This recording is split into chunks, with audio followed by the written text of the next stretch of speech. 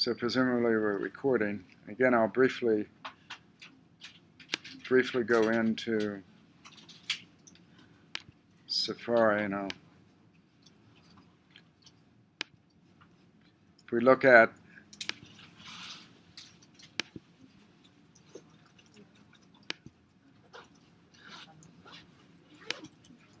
I've updated this with the lectures, and I've added these notes for linmod, which you'll want to download if you haven't already. This is a zip file, so if you do that, you'll get a zip file that you can double click on, and then you can follow along with me with these files.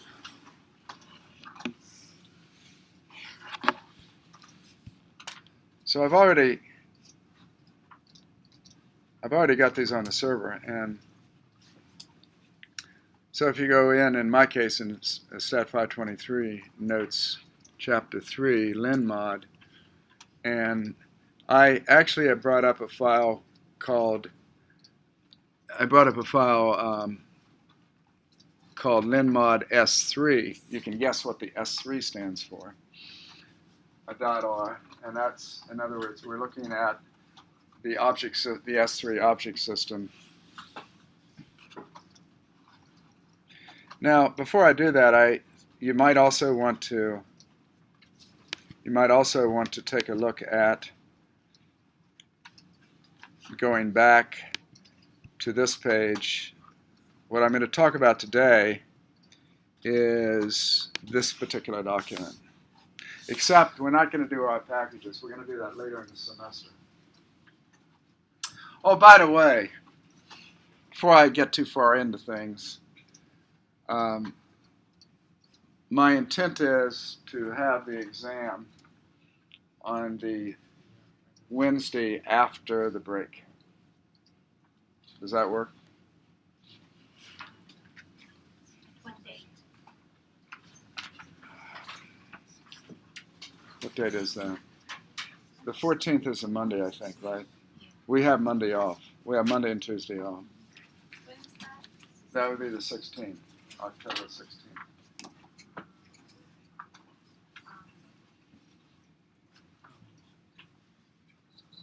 Which is 2 weeks from today.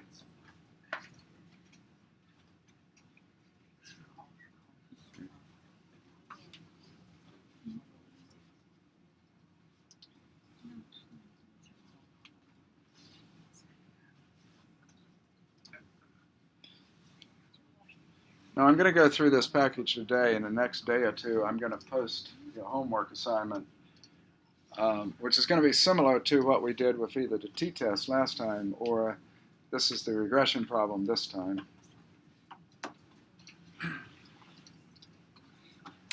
Now I should mention that, again, the part dealing with packages you can ignore. We'll come back to that. Because the same homework assignment that you're creating an object system to do a regression analysis, and basically you're creating your own version of the LM function. Not as sophisticated, but you actually replicate a lot of the functionality in what we're going to do today. So last time we sort of replicated a lot of the functionality of t-dot test, and this time we're replicating a lot of the functionality of the LM function in R. Your homework will be to do a one-way analysis of variance.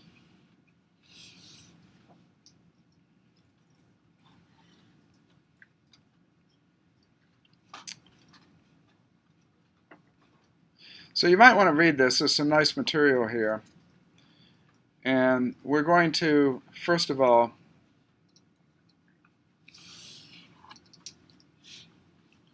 we're going to be programming that problem. This is the multiple regression problem. Y is equal to x prime beta plus epsilon, where the epsilons are perhaps more appropriately independently and normally distributed for mean of 0 and a variance of sigma squared. Those are the standard regression assumptions.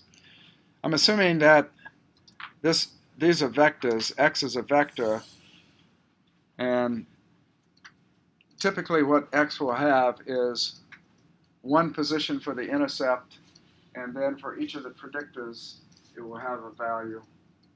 Now that's the actual model, but so in other words, we're looking at something like, if I wrote it out, it's like beta naught plus x1 times beta 1 plus x2 times beta 2 and so forth. So the betas go from an intercept to a term for each of the predictors.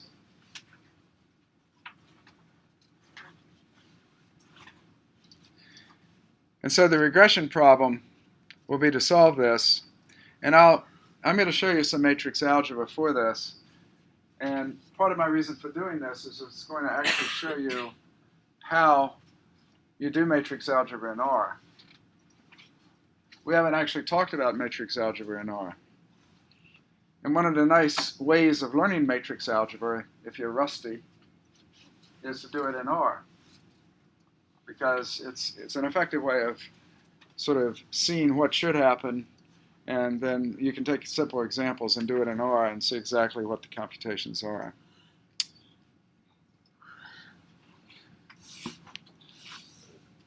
So on the surface, you would say that X is the design matrix, or sometimes we just call it the X matrix. And the first column of X typically has a vector of 1s, which are the values for the intercept. And then the next column will be the values for x1 and the next column for x2 and so forth for each of the predictors. So I have an n by p matrix where n is the number of observations and p is the number of variables, including the intercept.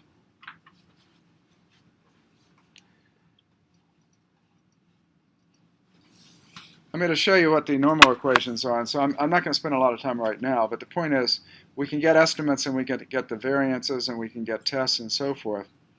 And so we're going to start looking at the code for doing this. But before I do this, I wanted to mention that if you want another perspective on the S3 and the S4 systems, particularly, he really only talks about the S3 systems here. There's a very brief discussion on S4. But this is another discussion you can read to get some insight into the S3 and S4 classes, particularly the S3. And then he gives some examples for the S3 class system. Now we've done this before, and we may come back to this. We may come back to this today, but this is something you might want to read. So he has some discussion, and then he gets in to the classes and the methods for linear regression. So this is what I want to talk about today. So this would be kind of a review of regression as well as how you program it. I've always felt that if we're teaching a lot of things, if we teach it numerically, it's often the best way to teach it. Or if you teach it perhaps graphically. So for example, if you were teaching most of the concepts in calculus, I claim that you would actually learn those concepts much better if you could actually see them graphically, and not only see them graphically, but see them animated. So if you look at the definition of derivative, for example, it's very easy to explain it graphically, and if you can animate those graphs, then you can really see it. And you can learn a lot about functions if you look at them graphically and you can manipulate them interactively.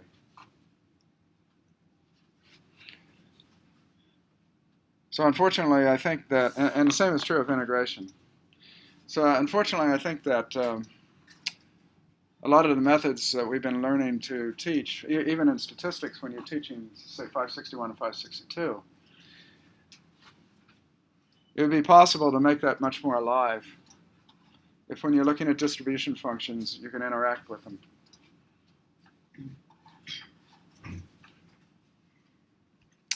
So that's sort of what we're going to do with regression.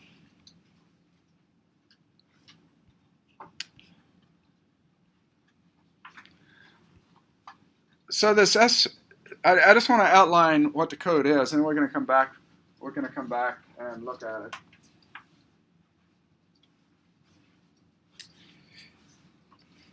If you go back and look in this paper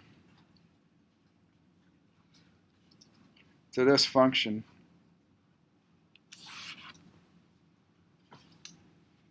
this function actually takes an x and a y. The x will be the predictors and the y will be the response. And what it does is it computes the regression coefficients, but it also computes the covariance matrix of those regression coefficients. And it computes sigma, an estimate of the sigma squared in the model, and it gives you the degrees of freedom. That's what's returned. Now, how this is calculated is I may add some code to this later on, but the normal way you may think about computing this is just sort of mimic in R what you might do right here. I get the regression coefficients. It's x prime x inverse times x prime y, and the variance is given this way. And so you would say, oh, how do I compute that? And you would think that that's the way you would compute it. Of course, that's not the way R computes it. That's numerically not a very good way to do it. It's not stable. And so, in particular, we do a method where you don't really have to take the inverse. And the inverse can lead to two issues. So I'm going to come back to this in a moment. Whoops, wrong place. I want to just quickly go over what the functions are that I'm going to sort of go over this and show you where we're heading. And then we're going to look at more detail of each one of these. We're going to have a function called linmod. And this particular function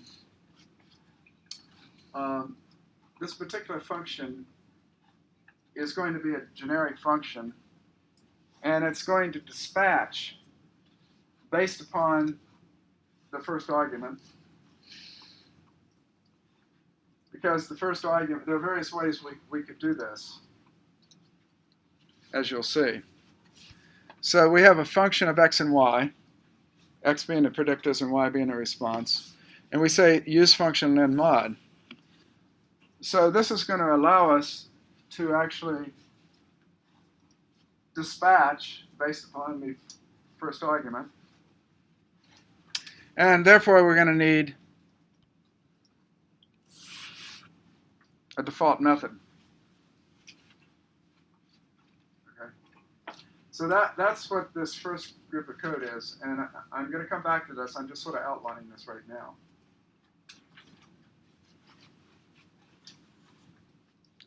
So this is all the code.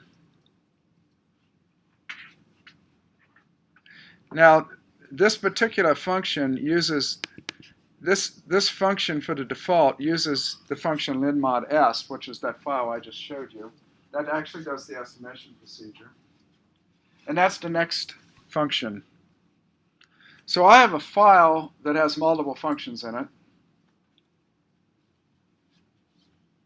And at the end of the day, this file will build the class system we need for doing multiple regression to, in a sense, replace LM. So the linmod est allows us to do the estimation. Now, for those of you that know LM, you'll know that you can actually use a formula as the first term, and that's by using a tilde. So you say like y tilde x, that means y is modeled as a function of x. Now x actually can be a matrix.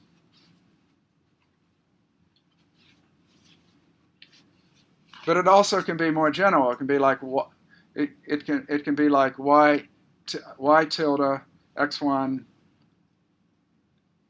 plus x2 plus x3 and so forth. So in other words, it can be a formula, or at least a representation of a formula without the parameters.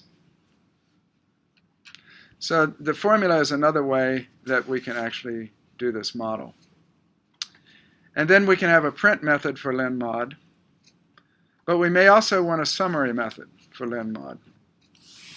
Notice the print method is usually just very brief output, like the coefficients for the model. But I want more than that. I'd like to get a summary table of the output, particularly if I have more than one predictor. And I'd like to actually be able to compute hypotheses about whether or not each of the predictors is significant or not, and I'd like to know its p-value. And then I need a print method for the summary. Now, if I build a model and I know the beta hats, then I get y hat is equal to x times beta hat, and the y hats are the predicted values. But I'd like to also build something that not only gets the predicted values for my original x's, but I want to get the predicted values for new x's. So if I have new values of x and I say, okay, I have a model, I want to predict those x's. So I want to be able to predict new values, not necessarily just the same values that I used to build the model. But I want to be able to do that too. So I need a predict.linmod. Now remember, if you have predict as a generic function, and predict is actually something that you can do with the lm function too. In other words, there's a predict.lm.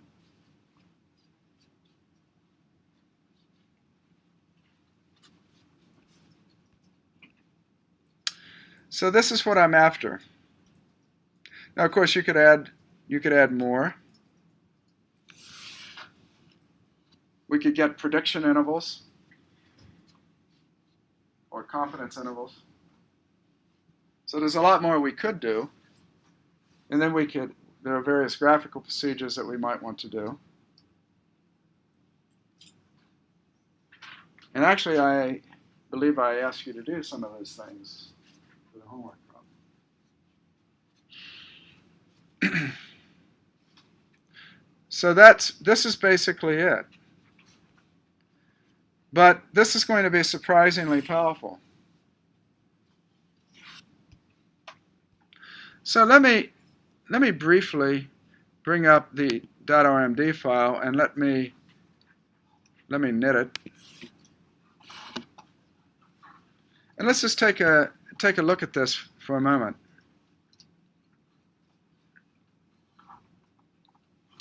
If you look at this .rmd file, then the first thing I do is source that linmod s3.r file. That is, I execute it. And then I can do things like ask, well, what are the arguments? What does the body look like? And so forth. So the first thing I do is I source that linmod s3.r .r file. And then the next thing is I want to know, well, what are the arguments for linmod est? Linmod est is sort of the worker function. It's a function that actually computes the estimates. So this function is a function of x and y. Now, of course, we could write a function that has other arguments.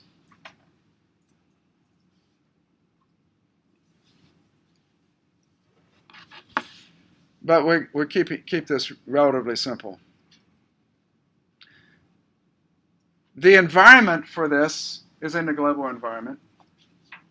I haven't done anything tricky with environments like some of the earlier part of the book talked about. You can create your own environments and define these within this self-contained system if you want to do that. But the way we're going to define it is just going to be defined in the global environment.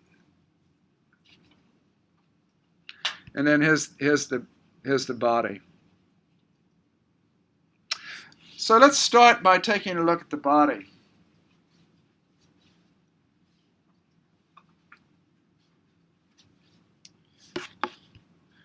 Now, if you look here, you notice it uses a function called QR. So we might want to look at the help for this.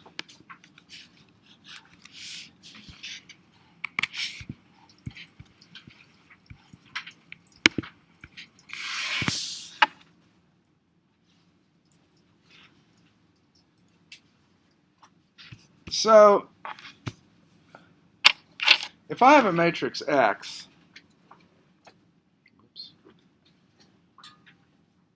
got to be careful when I hit my palm of my hand at the bottom of the screen, it pops stuff up. If I have a matrix X, I can decompose it as Q times R. Okay, if this is n by p, meaning n rows and p columns, and in the case of regression, these are all going to be numeric. I'm not talking about factors. I'm not talking about where some of the columns, let's see, I'm getting sort of some extraneous stuff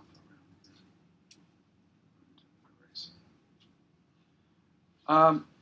And then what happens is, this is n times p by p, but Q is what's called an orthonormal matrix.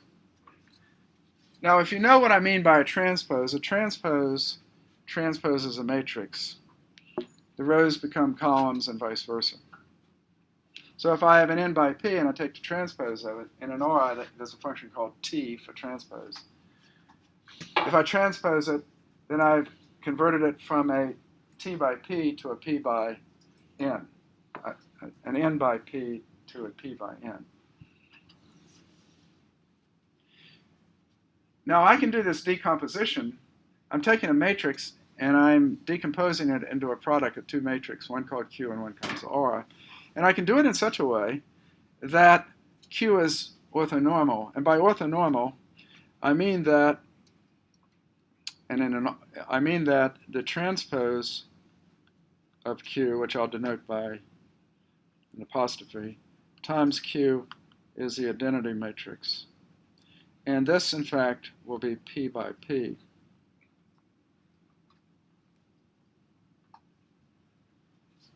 And R, if you look at R is P by P, but it's going to be a matrix that's upper triangular. And there are zeros down here and on the diagonal. So in other words, it's what we call a triangular matrix. Now, do you remember, like when you were in the 7th grade, or maybe 8th, I don't know, you'd have these simple systems of equations, and you could do these operations that you try to get it so that the last equation just has one thing on the left and one on the right, and then you can solve for that one expression, and then once you know it, you can go up to the next step, and you have two things on the left and one on the right, and so basically what you've done is reduce it to a triangular matrix. And so you'd back solve by working from the bottom up. So if you have a system of equations, then we can do these, we can use these various methods, and the most common one is called the Gram-Schmidt method. Now, R actually doesn't use the Gram-Schmidt. There are other ones that are actually numerically more efficient, such as the Householder transformation. But all of these are QR decompositions. And it decomposes a data matrix, in this case, of the predictors, into a product of an orthonormal matrix, which has nice simple structure, times a right triangular matrix, which has simple structure. So I take a complex matrix and I decompose it into two simpler matrices. Now, why is this important? The reason it's important is because when you do regression, what you're doing is you have a sum of residuals, and so you have like a sum of y minus y hats squared, okay? But this is equal to a sum of y minus some b naught minus b1 times x1 minus and so forth minus b, however many you have. I'll call, if you had p, well, I just went off the page. I have a tendency to do that. So you have this system of equations. What you do, now there's another parentheses and a squared of that. Okay. So in other words, there's a squared term. Okay. You take the derivative with respect to each of the betas and you set them to 0. In this case, you would get p plus 1 equations and p plus 1 unknowns. And the deformant equations look like this. They look like x prime x, I can write this, times b is equal to x prime y. These are called the normal equations. And that's what you get. If you know a calculus, you know if you take the derivative, if you have a quadratic, you're going to get something linear. This is called least squares. And the reason least squares is so easy is because if I take a derivative of something that's quadratic, you get something that's linear.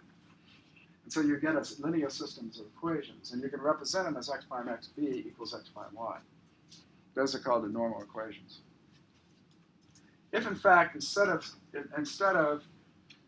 minimizing this, if I minimize the absolute values, instead of the differences squared, if I minimize the sum of the absolute values, that's actually much harder. This is called what's called L2 regression, and that's called L1 regression. And the L1 regression is harder because the derivatives don't give you these nice system of linear equations. So when we do regression, we typically do this, and it's called least squares regression. It's called least squares because I'm minimizing the sum of squares of the residual. These are my predicted values. That's my y's are my real data. My y hats are my predicted values. I want my y hats to be close to my y's if I have good prediction, right? So I want to minimize that sum of squares. Now the only problem is that when I do this procedure and I minimize the sum of squares, and that's the traditional way we do it in regression, if you do what's called L2 regression, the only problem is it's not very robust. Like if you have outliers, it can greatly affect my estimates of the b's. The b's, which are my estimates, can be greatly affected by outliers. So if you've got outliers in your model, they can kind of move the regression model around. And so that's one of the problems with least squares that you have less of a problem with if you do L1 regression. It tends to inflate those errors by squaring them. So here's the thing.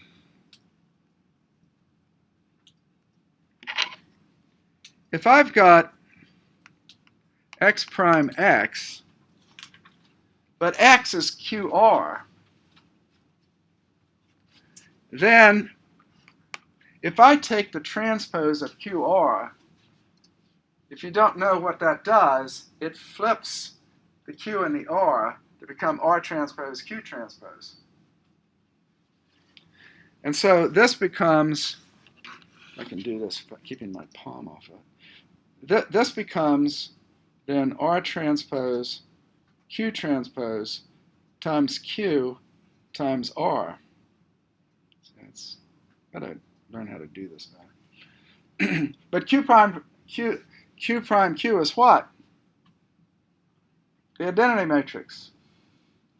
So this then becomes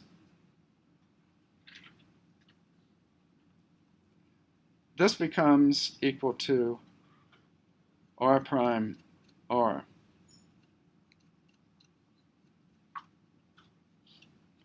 And the normal equations become what? The normal equations then become R prime R B is equal to Q prime, X prime, but X prime is R prime Q prime times Y.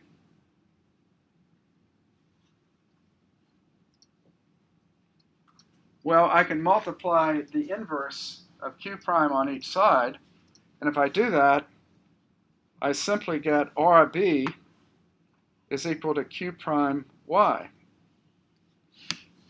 But remember, R is triangular. So if I were doing this by hand, I can back solve up now and get B quite simply. Now, back in the days when we had mechanical calculators, and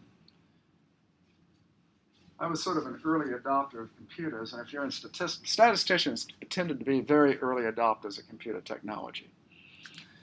Because it used to be that you'd have rooms full of people computing these types of things. Now, there were various ingenious techniques of solving these equations, which no one remembers now, like it's called the abbreviated Doolittle method. And that was a method that would let you actually do this by hand, even on somewhat big problems. But you had to have a room full of people to do it, because you had to do it more than once, and you had to sort of take a vote and see how, because of the mistakes you're going to make along the way, it would be like a voting algorithm that you're going to vote and sort of say, well, okay, here are the different answers you get. There's a distribution of answers, and we're going to pick the modal solution or something like that. But at any rate, the point is, I've now reduced this to a very simple problem. And the QR function in R lets us do this. Now, of course, I'm going to do it by hand, but in fact, this is what is used internally by R. When I do LM, it uses the QR decomposition. Now, I've simplified the QR decomposition because X may not be a full column rank. That is to say, there may be collinearities, or there may be near collinearities. If you study regression, and you're doing regression diagnostics, you have what are called row diagnostics and column diagnostics. The row diagnostics look for things like outliers. The column diagnostics look at things like, do I have collinearity?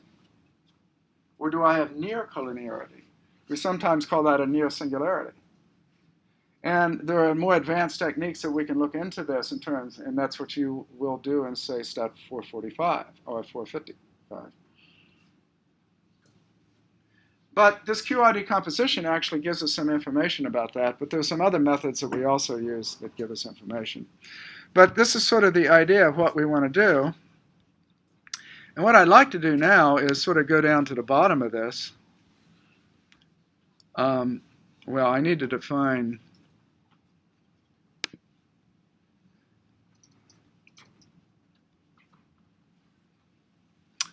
we have a data set called CATS. It's in the package mass, so, and that mass I think is part of R. So if I bring in a data set, and if I look at CATS, then there are 144 observations. And what's this data set look like? There are males and females. And then there's body weight, and then the HWT stands for the heart rate. So I have the body weight of the cat, the gender of the cat, and the heart rate. Now the idea is can we predict, let's forget now, I mean we could do a more complex model, but we're going to keep it simple now. We could actually have a model that tries to predict heart rate based upon sex and the body weight. But that's called the analysis of covariance. And so we're going to do something simpler now and just do a regression where we try to predict heart rate by body weight.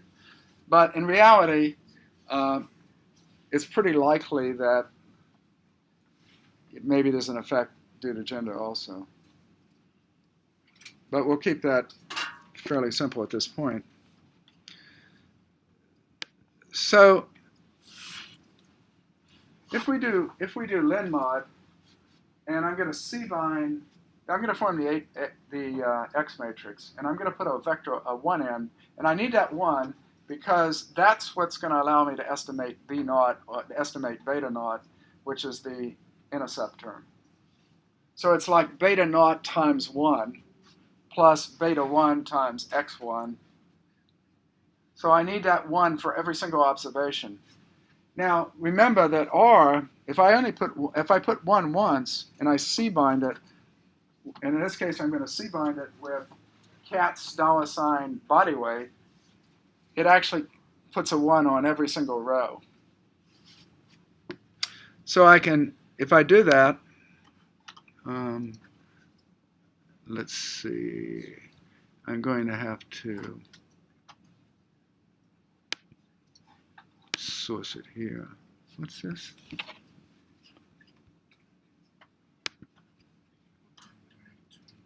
What did I miss?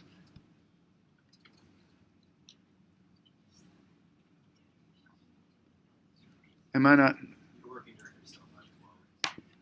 Oh, that might help. That might help. Okay. Let's do this again. Yeah. Okay. And I'm not going to do all that stuff. It did this because that's just data. So again, I want you to look at this. What I'm doing here, C-bind forms a matrix, and it's going to have two columns, right? A vector of 1, and the second column are going to be the body weights. And then I got a comma. And now I'm going to put y. And y is going to be the heart rates. So I'm going to run that. And if you recall from the list, what it does, if I look at the function, where is it? If I look at linmod est, what it does, it's going to do a QR decomposition of x. And we've just sort of talked about that. Now it turns out the degrees of freedom, you can think of the degrees of freedom as the number of predictors, and then the residual degrees of freedom will be n minus the number of predictors. Well, the number of predictors will be the number of columns of x. In this case, I'll have beta naught and beta 1 I want to predict, and there are two columns. The number of columns of x is n. It's the number of observations. So I have n minus 2 in this case.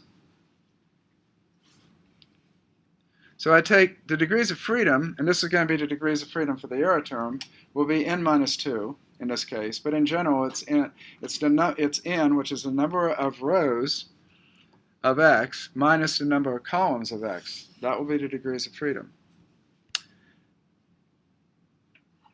Okay. Now, sigma squared is this. Now, remember, what is this? Okay.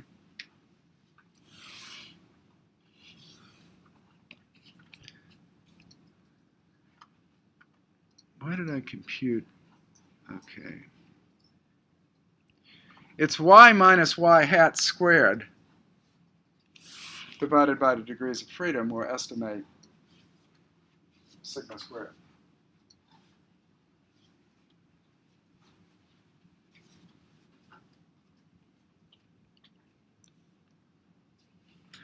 And so x times, this is what's matrix, this means matrix multiplication in R.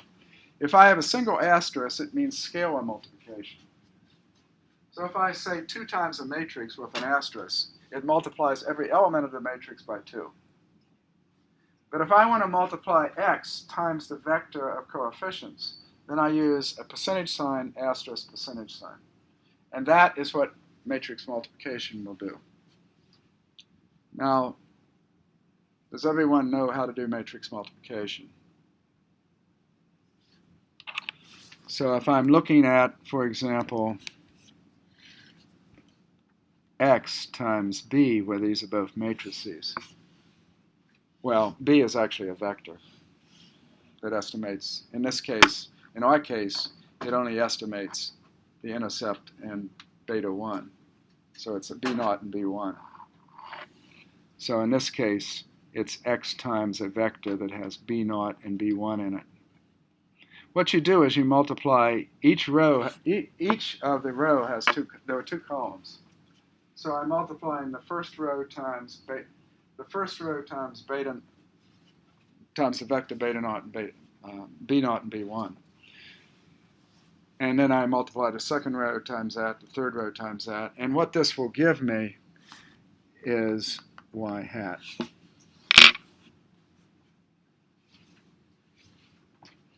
This is a review of regression if you've not had much of this.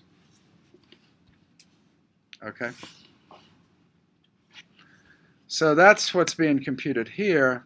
And in order to get sigma squared, I'm taking the sum of squares of residuals and I'm dividing by the degrees of freedom, and that's how we estimate sigma squared. I erased it, but earlier on I said in regression we want to minimize the sum of the y minus y hats the sum of the y's minus the y hats squared and sum them up. If I then divide that by the degrees of freedom of the residual, that is n minus p, or in number of columns of x, I get an estimate of sigma squared. So that's all that's doing. Now, if I can keep track of where all these things are. If you look at this, so once we get our estimate, b or beta hat, then we can get the estimate of the variance of this, and that's sigma squared times x prime x inverse. Now x prime x is actually r prime r, and that's actually easier to compute. Once you have r, that's easier to compute. And so we can get the variance this way, and looking back here, we can see that if I multiply sigma squared, now it actually does not just compute r prime r, it does it by a method called the Cholesky decomposition.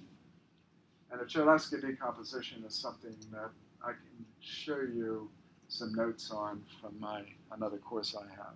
But the Cholesky, the CHOL, you see that? I don't know if you can see it, but right here, of QX, QR, and I'll come back to that in a moment. But that lets me get this covariance matrix, and then I'm going to name the rows and columns of the covariance matrix, whatever the columns are of the X matrix. So this is interesting notation. It says the column names for VCOV is the same as the row names of VCOVs, which actually are the column names of X. So the column names of X are assigned to the row names, which are also assigned to the row names. So that's a very compact way of assigning the row names of VCOV. And then I'm going to return the coefficients, VCOV, and so forth. But I've sort of skipped over this, how do I compute the coefficients? And so I'd like to sort of skip down to the bottom of this page a little bit, where I talk about the QR decomposition a little bit more. So I showed you on the iPad, I showed you that Q prime Q is equal to the identity matrix, and that R is an upper triangular matrix. What I'd like to do is show you a little bit more about that. So, did I define X yet? Did I define X? Or where do I define it? Yeah. Right here I define X and Y. So I'm going to define X, and then I'm going to define Y. Now X is just C-binding the ones with the body weights, and then Y is simply the heights. I'm sorry, the heart weight, right. And so now I want to go down to the bottom and look at the QR decomposition. And over here, I'll look at it at the bottom also. Okay. So I say we can solve the linear regression by the QR decomposition. X is equal to QR, in which Q is orthonormal and R is triangular. And then it says, we use this demonstration to solve the normal equations, which is x prime xb equals x prime y. And I showed you that before. So, how do we do it? We use it with a function called QR. And so, first of all, the QR of x I'm going to call QX.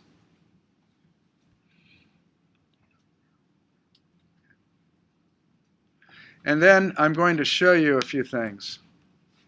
So first of all, I'm going to say QR is a function in R, QR of x, I'll call QX. And it turns out that QX, and I'm a little hesitant to do this because it's a little bit big, QX decomposes it in such a way that the R matrix is given right here, and then the information about Q is in these columns. And it's also, you need the information right here. What's called QR AUX or QR auxiliary. Now, you don't really need to have to know this, but what you might want to know is how do you get the Q in the R matrix? I have something called QX that is a result of applying QR, the function, to X. How do I get Q in R? Well, there's a function called QR.R. Small q r dot big Q. So it's this function right here. If I execute this, so QR.Q extracts Q from the QX object, which is of type QR. I know this is confusing. The class of QX is QR. And I use the QR function to create that object. Again, I'm using object-oriented programming. So I could transpose Q, and this is how you do it in R. And part of my objective here is to teach you a little bit of matrix algebra. So if I want Q transpose times Q, how do I do it in R? Well, I need a transpose function, right? And I need to matrix multiply. Well, how do I do that in R? Well, the function is called T for transpose. So T of Q, and then I matrix multiply, percentage, asterisk percentage, times Q. So let's do this. So I do that, and notice that's supposed to be the identity matrix. Is it?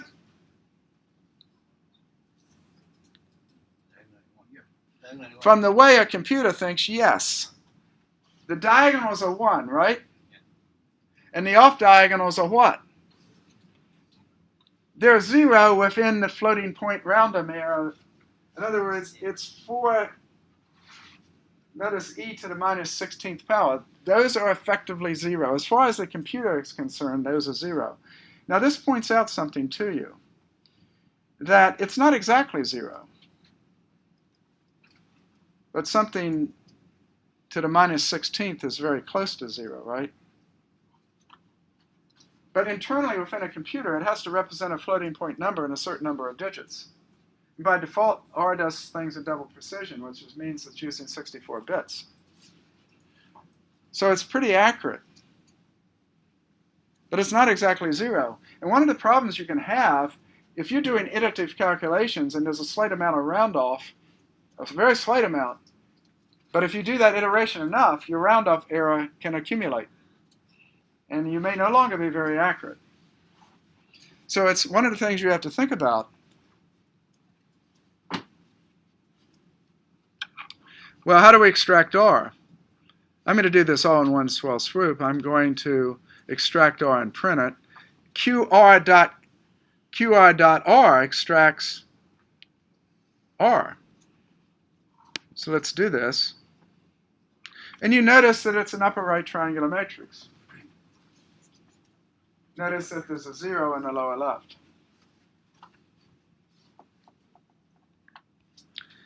Now, what happens if I multiply Q times R? Should I not get back X?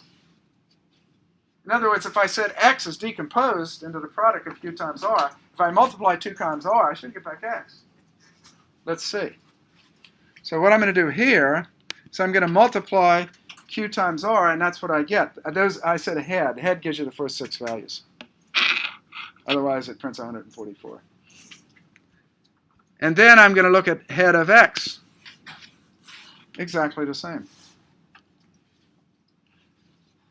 So this shows you that in fact X equals QR. If you didn't believe it, then now you do, I hope. Okay.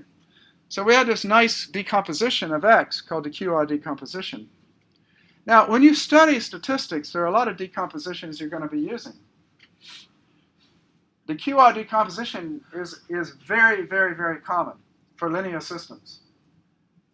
Or sometimes when we're doing things like Poisson regression, it's nonlinear in a sense, but it's partially linear. It turns out we can iterate based on linear systems, but it's an iterative procedure.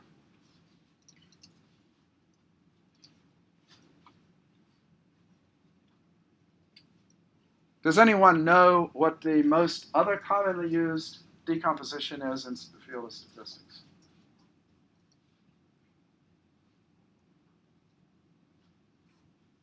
Well, I could say the eigenvalue decomposition, but in fact, the more common one is the singular value decomposition. And if you get into multivariate methods, a lot of those methods are based on the singular value decomposition.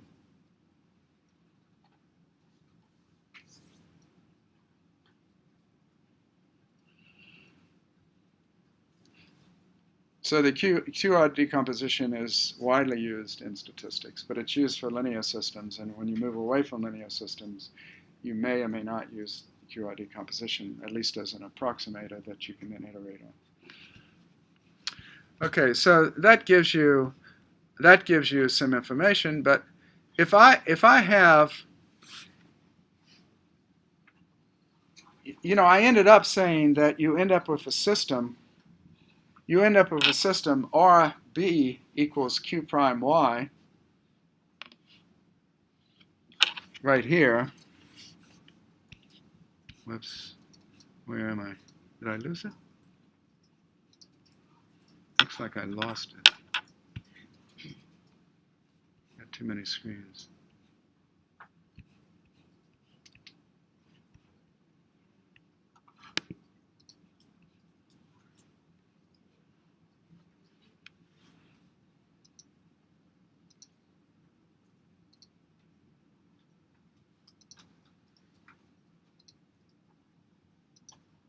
Says it's on.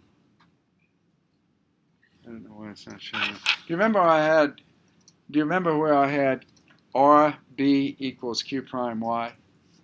I took X prime X B equals X prime Y, and I reduced it down using the QR decomposition to RB, which triangular B equals Q prime Y.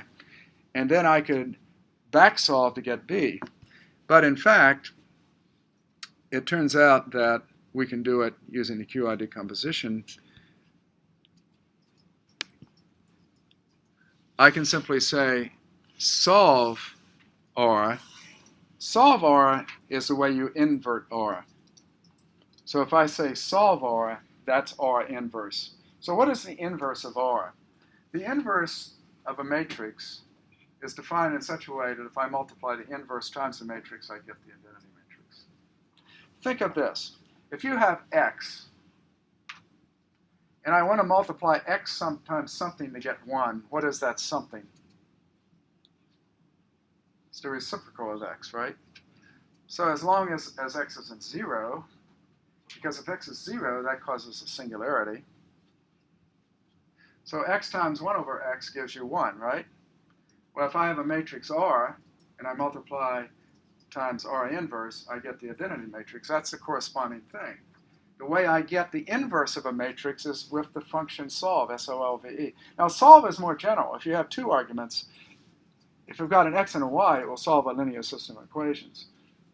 But if I just say solve with one argument, it will try to invert it if it's a square matrix. So solve of R, and I matrix multiply that times the transpose of QY, that gives me B.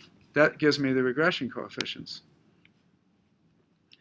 Now, that's not the way it was done.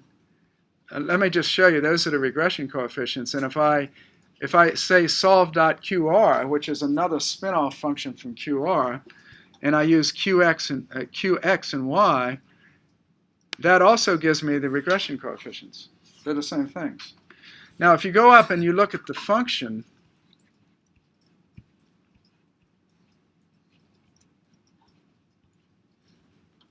Well,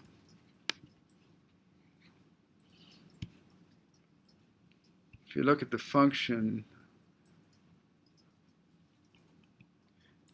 this is the way it's done with the function LMS. First of all, it does the QR decomposition of x. So see, it's line 22, QR of x. I'm just going to call that qx. And then the next thing it does is it computes the regression coefficients. And that uses solve.qr of qx and y. And that, as we just demonstrated, that gives the regression coefficients. Okay? So we've done the decomposition to get qx. I'm not going to extract, I don't really need to extract q and r to solve this problem. I could if I wanted to, but I don't need to. So I get the regression coefficients. Now the degrees of freedom we've already talked about. It's the number of columns of x minus the number of rows of x. Or n minus p if you're saying there are p columns. And sigma squared is the sum of the y minus y hats squared over that degrees of freedom. Y hat is simply the x times the coefficient. So if I take x and matrix multiply it times the coefficients, that's y hat.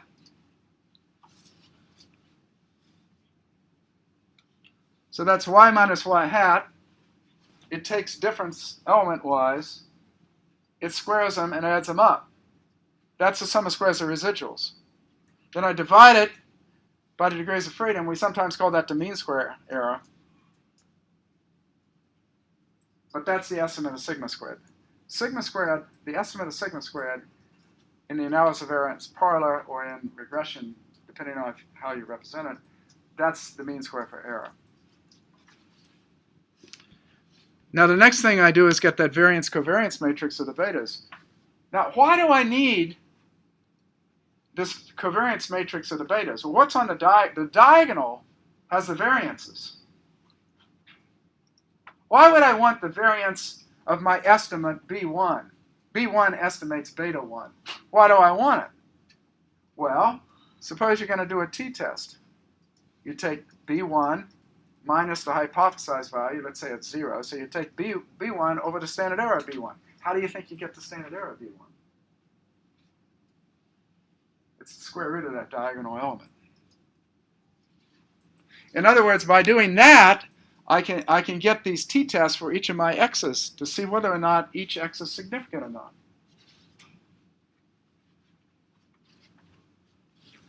So here I'm computing sigma squared, the estimate, and then I'm computing v-cov, which is the variance covariance matrix. Now, what that also has, on the off diagonal, it has the covariance of like beta hat 1 and beta hat 2. In other words, and that's an issue. If you have collinearity, if I have a covariance matrix, I can convert it to a correlation matrix. And what the correlation matrix says, suppose my correlation between beta hat 1 and beta hat 2 is very, very high. That means you have a singularity. That means you have a collinearity. That means x1 and x2 are highly correlated, perhaps. It's not quite that simple. But in a regression model, if you have your x's are too highly correlated with one another, you've got a problem. I can tell that. One of the ways I can diagnose that is by looking at the covariance matrix. Not just the diagonals, which let me test the hypothesis about each predictor to see whether or not they're significant, but also I can look at diagnostics to see if I have correlation among the x's, and therefore I need to be worried about collinearity.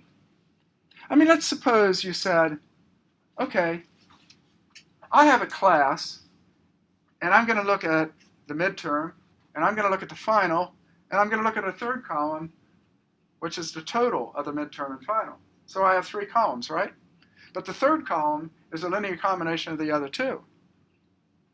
So if I would create, if that's my X matrix, and then I take X prime X, I get a 3 by 3 matrix. But the problem is, I have a collinearity. And if I would actually use those as predictors for something, or I would say, you've got a collinearity. That's exact collinearity, not an approximate one. That's exact. And when I have a singularity, I can't estimate uniquely all my regression coefficients. Now the problem is that even if it's only approximate collinearity, the standard errors blow up. And if the standard errors blow up, you don't find significance. And that's why you have to be concerned about these collinearities. But let me proceed. So here I'm getting the variance-covariance matrix of my estimates. And then I'm just naming them. And then I return this list of coefficients and so forth. Okay? That's the worker. That is what does the work. Everything else is kind of dressing.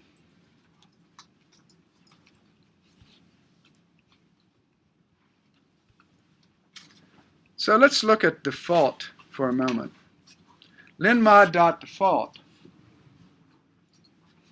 So I've created this generic function linmod, and by default, with x and y, it says, first of all, if x isn't a matrix, I'm going to try to coerce it to a matrix. As.matrix tries to convert it, coerce it to a matrix if it's not.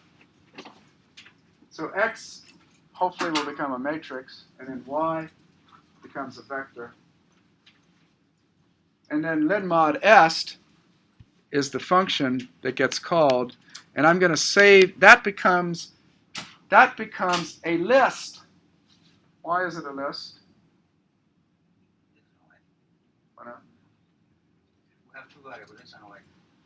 Well, yeah, that's the arguments, but down here, it comes from this function and it returns a list, right? Well, all of those. There are 4 things in that list. The coefficients, the covariance matrix, the sigma, and the degrees of freedom. Those are in a list. So this object, est, is a list. It's the results of this function, and that function returns a list. So est is a list. Now I'm going to add a few more components to the list. I've created a list, est, but I can add other components to the list, and I'm going to add 3 more components. The first thing I'm going to add are called the fitted values. Now, if you look at the LM function, the y-hats are called exactly that, fitted values. And I did this on purpose, because fitted value is actually a generic function.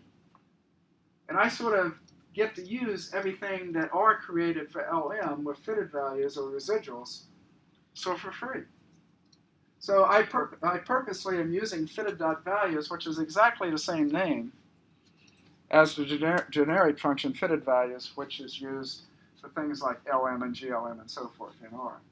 So I have est $ fitted.values, and I'm saying as vector, I'm taking x matrix multiplied times the coefficients. Those are the fitted values, right? X times v. Those are the fitted values. And I'm coercing it to a vector. And then I take y minus the fitted values, and I'm going to call those the residuals. That's y minus y hat. And then, if you look at output from R, they tend to give the call function. And you can actually find out what the call function is by match.call, and that will intercept what the actual call function is. And so I'm going to define another component to this list called call, which is the call method. Now, here's the key thing. I now make S into a class called linmod. And then I return S. That's my default.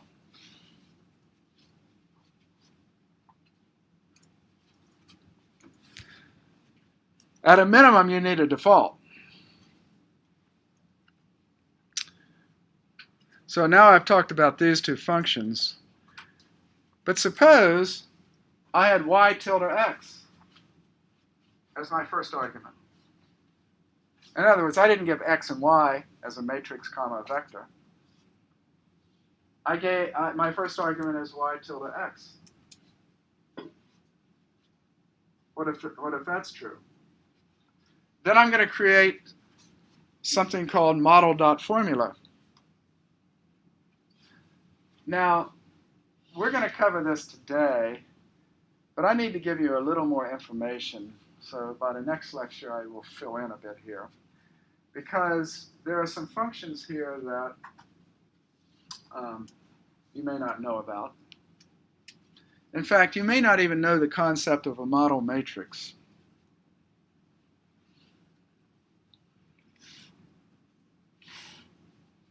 But let me just sketch this in the last few minutes. We have linmod.formula. So the class is formula. I'm applying a generic function dot formula. The formula is a class, and it's going to dispatch on that. So if I have a formula, it gets dispatched here.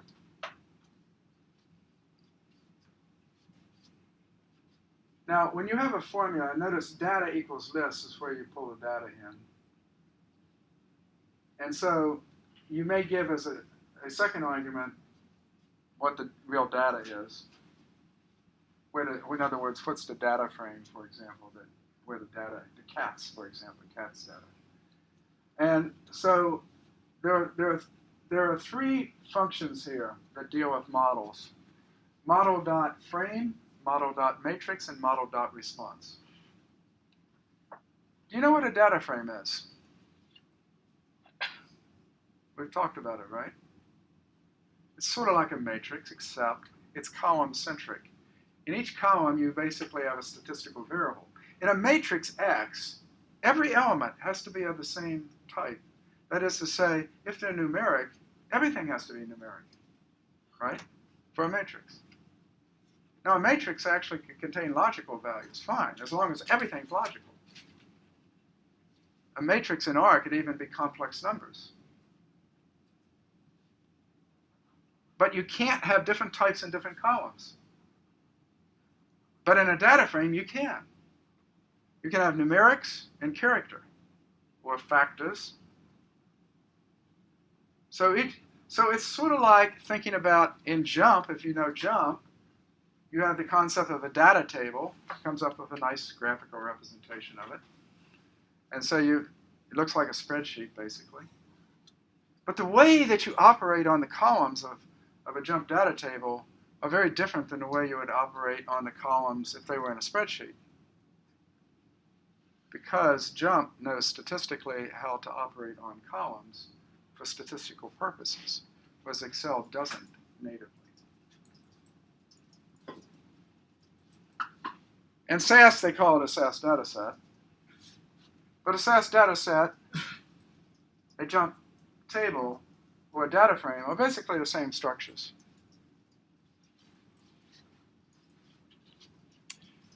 If I have a model, I may have a bunch of columns in my data frame, and then I have a model that only uses a few of those columns. Suppose I have x1, x2, x3, a bunch of x's, but I only use two of them. What the model.frame does is it gets rid of everything that's not used in the model. So the model.frame is there are far fewer columns. You have one column for everything that's in the model, and it puts the y first. So y goes first, and then each of the x's. But only at the x's. So in a sense, the model.frame is a rearrange. You chop off the variables that you don't use, and you put the y variable first. But in a model.matrix, that's the x part. And if the x's are all numeric and continuous, it's just sort of like subsetting that x part because everything's numeric. Where they differ, where the model matrix differs, suppose I have a factor, a factor with levels in it. Then the model.matrix is not one column, but it'll be like a minus 1, where a is a number of levels. In other words, the model matrix is defined in terms of what we call dummy variables. So the model matrix gets expanded if you have factors in it. And I'll show you that with an example. Since your example on your homework, in fact, is a factor. And the model.response simply returns the response, y.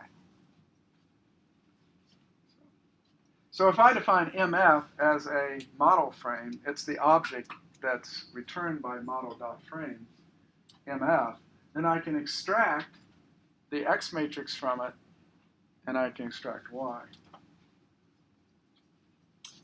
So if I have a formula, I have to decompose the formula to get the X part and the Y part, and then I simply call linmod.default. Once I've sort of decomposed the formula into things that are more statistical in nature, then I can simply call the default method. And so that's the way we do it. And then I can match the call, and I can give the formula. Okay? So I think we're probably just about done. I'll just mention that there's a print method.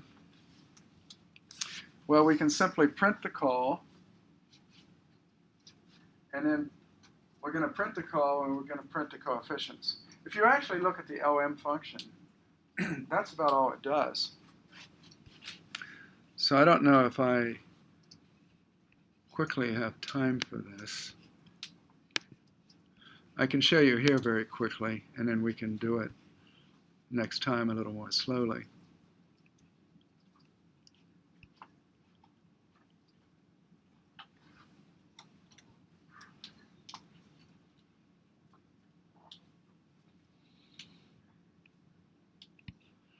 This is where we're actually doing it on real data right here.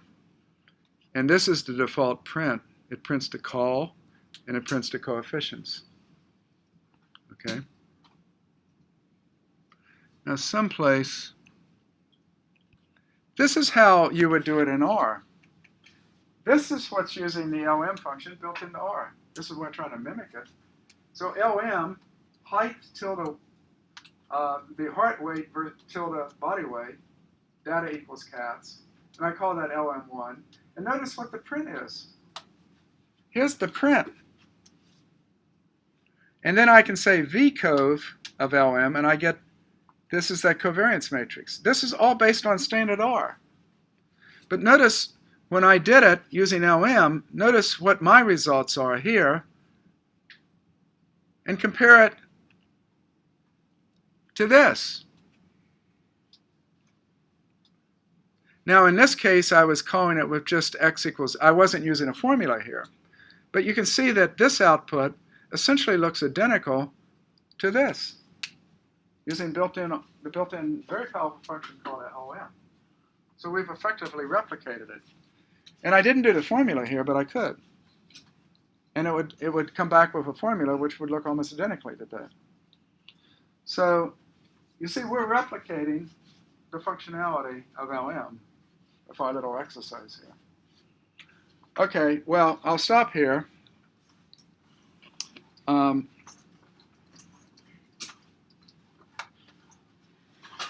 going to, you should study this tutorial. You should study this document very, very carefully.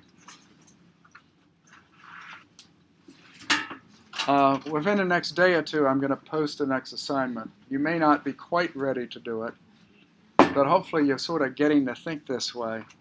This is the second example I've given. The t-test was the other one. The third one is on you.